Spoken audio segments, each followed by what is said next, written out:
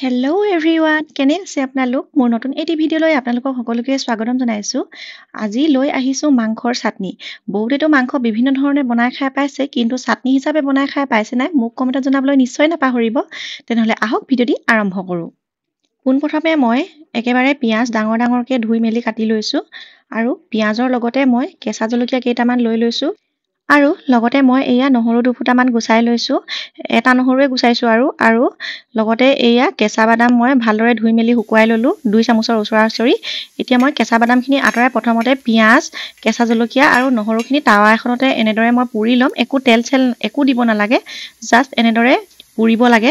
বহুতে কি কৰে, গেছত যেতিয়া বস্তু পুৰিবলৈ হয় টাৱাখনৰ সলনি মানে ডাইৰেক্ট গেছৰ জুইটোতে দি দিয়ে, আৰু আগতেতো ময়ো দিছিলোঁ, কিন্তু পিছত গম পালোঁ যে সেয়া আমাৰ স্বাস্থ্যৰ পক্ষে বহুত হানিকাৰক। যেতিয়া পুৰিবলৈ হ'ব তেতিয়া আচলতে জুই জ্বলাই পুৰিব লাগে, নহ'লে গেছত পুৰিলে এনেদৰে আচলতে টাৱাতে পুৰিব লাগে। ডাইৰেক্ট পুৰি দিলে সেইটো আচলতে ভাল নহয়। আৰু এইফালে মোৰ টাৱাখনত এয়া পুৰি পিনি হৈ গ'ল। পিঁয়াজৰ কেঁচা কেঁচা ভাৱটোহে আঁতৰালোঁ, মানে বেছি একেবাৰে জ্বলি যাবলৈ দিয়া নাই।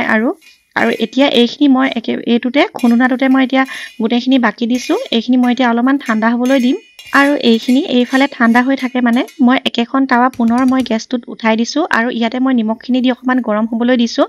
ইয়াতে মই যোনখিনি 2 চামুচমানৰ জোখৰ কেঁচা বাদাম আছিলে, সেই কেঁচা বাদামখিনি মই ইয়াতে নিমখখিনিতে এতিয়া মই অলপমান মানে লৰাই এইখিনি সিজাই ল'ম।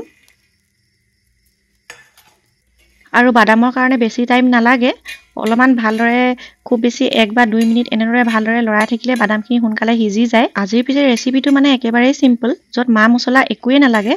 আৰু আপোনালোকে জানেই আমাৰ এইফালৰ মানে বেছিভাগ ৰেচিপিত মা মছলা নালাগে, কিন্তু খাবলৈ কিন্তু বহুত টেষ্টি হয়। আৰু এইফালে মোৰ বাদামখিনি সিজি যায় মানে মই এইখিনি ঠাণ্ডা হোৱা এইখিনি খুন্দনাটোতে মই সেইখিনি দি লৈছোঁ। আৰু এইফালে মই লোকেল চিকেন মই 4-5 পিচমান লৈ টাৱাখনতে মই এনেদৰে ফ্ৰাই কৰি লৈছোঁ। ভিডিঅ' ৰেকৰ্ডিং কৰি থাকোঁতে মানে লাইটটো অফেই হৈ গ'ল, মানে মোৰ মোবাইলটো গৰম হৈ গ'ল।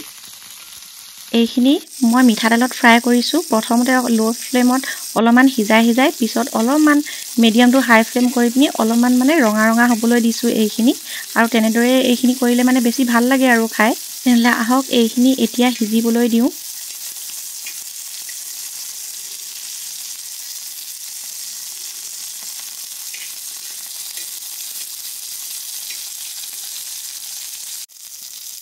এইখিনি মোৰ পিছে সিজি গৈছে, ৰঙা আভাটো আহিছে, ভিতৰৰ ফালৰ পৰাও সিজি গৈছে।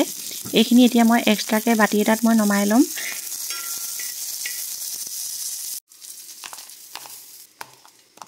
আৰু ইতিমধ্যে মই খুন্দনাত থৈ দিয়া পিঁয়াজ বাদাম এইখিনি ধুনীয়াকৈ ঠাণ্ডা হৈ গ'ল। ইয়াতে মই এইখিনি এতিয়া নিমখ অকণমান দি খুন্দি লৈছোঁ, তেতিয়ালৈকে মাংসখিনি ঠাণ্ডা হৈ যাব। এইখিনি এতিয়া মই একেবাৰে মানে মিহি একেবাৰে স্মুথ পেষ্টটো নকৰোঁ, অলপমান মানে চুবাই খাব পৰাকৈ অলপমান মানে থেতেলিয়ামহে আৰু।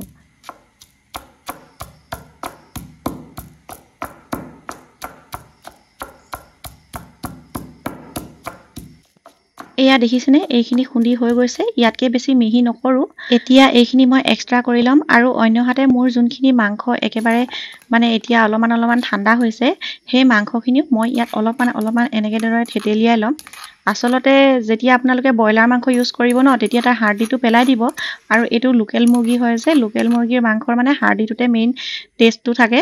আৰু সেইটো কাৰণে হাৰ্ডিটোৰ সৈতে মই এইখিনি মানে অলপমান থেতেলিয়াম। আৰু মই দেখুৱাৰ দৰে এনেকুৱা 4-ৰ পৰা 5 পিচমান ল'লেই প্ৰায় 3জন মানুহৰ কাৰণে হৈ যায়। আৰু ভাতৰ লগত খোৱাতকৈ আপোনালোকে ইচ্ছা কৰিলে ইয়াক পাৰ্টি টাইম স্নেক হিচাপেও ইউজ কৰিব পাৰে। বহুত টেষ্টি হয়, মছলা নালাগে, কিন্তু টেষ্টটো আচলতে বহুত বেছি হয়। আৰু যিসকলে চাই আছে তেওঁলোকেতো জানেই মোৰ ৰেচিপিবিলাক সদায় মই চিম্পুলকৈ বনাওঁ, চিম্পুলকৈ খাওঁ, তেনেকেই আচলতে ভাল লাগে। আৰু মোৰ কথাটো হৈছে মানে বেছি ইনগ্ৰেডিয়েণ্টছতকৈ কমটি ইনগ্ৰেডিয়েণ্টছত মানে কিমান টেষ্টকৈ বনাব পাৰি, সেইটোৱে কথা।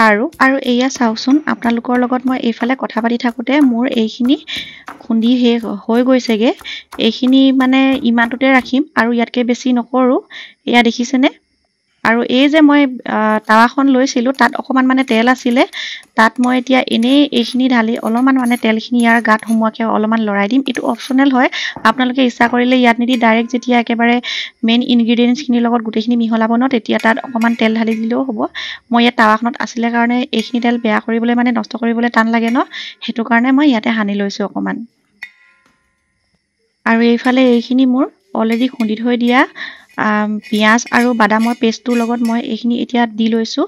নিমখটো মোৰ অলৰেডি দিয়া আছে আৰু আপোনালোকে ইচ্ছা কৰিলে তেতেলীৰ পাল্পো দিব পাৰে, কিন্তু মই ইয়াত মানে নেমুৰ ৰস দিছোঁ। কাজি নেমুৰ আচলতে কুমলীয়া কাজি নেমুৰ স্মেলটো মানে বেছি ভাল লাগে আৰু একেবাৰে লাষ্টৰ ফিনিচিংটো নেমুৰ ৰসটোৱে বেছি এনহেঞ্চ কৰি দিয়ে ইয়াৰ টেষ্টটো আচলতে।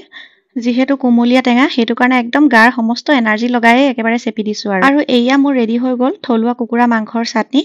খাবলৈ বহুত টেষ্টি, একেবাৰে চিম্পল ইনগ্ৰেডিয়েণ্ট, মাত্ৰ 15 মিনিটৰ ভিতৰতে সকলোবিলাক বনাই মেলি খুন্দি মেলি হৈ যায়। যিসকলে মছলা ভাল নাপায় আৰু এনেদৰে চিম্পলকৈ খাই ভাল পায়, তেওঁলোকে এই ৰেচিপিটো নিশ্চয় ট্ৰাই কৰিব পাৰে। আৰু মোৰ ভিডিঅ'টো চাই যদি আপোনালোকৰ ভাল লাগিছে, তেনেহ'লে লাইক, শ্বেয়াৰ আৰু কমেণ্ট এটা কৰিবলৈ নাপাহৰিব। আৰু যদি আপুনি প্ৰথমবাৰৰ বাবে মোৰ ভিডিঅ' চাইছে, তেনেহ'লে চেনেলটি ছাবস্ক্ৰাইব কৰিবলৈ নাপাহৰিব। Bye bye.